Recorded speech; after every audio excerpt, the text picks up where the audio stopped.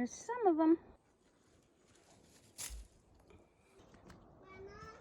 Okay, we've picked a small box of plums. What should we make with it? Fruit leather. Fruit leather. Fruit leather it is.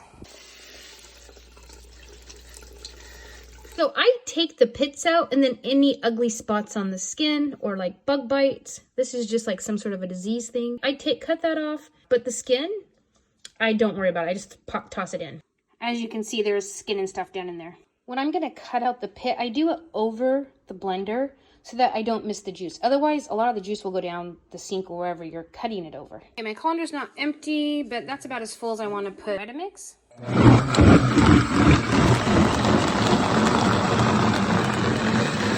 Okay, there it is, all pretty and blended. I have a cookie sheet with a piece of parchment.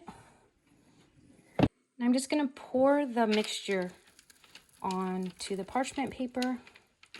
I want to try to have it kind of the same thickness all over so that it dries the same rate. I often tend to get the middle thicker and the edges thinner, and then the edges are all dry before the middle, which is not what you want. Now you could add sugar to this if you want.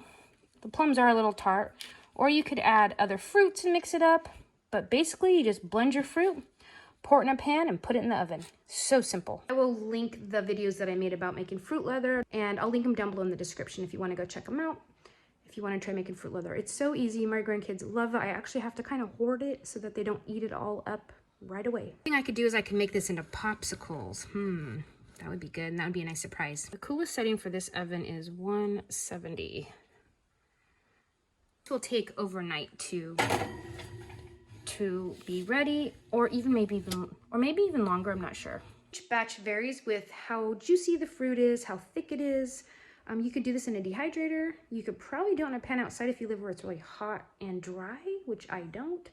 So for me, the easiest thing is to pop it in the oven. Some of the leather I made from our red plums last month. It's so good. Here's some I made from last year when I found it when I was cleaning out a drawer. Still perfectly fine, but can you see up here where that looks a little darker on the very edge?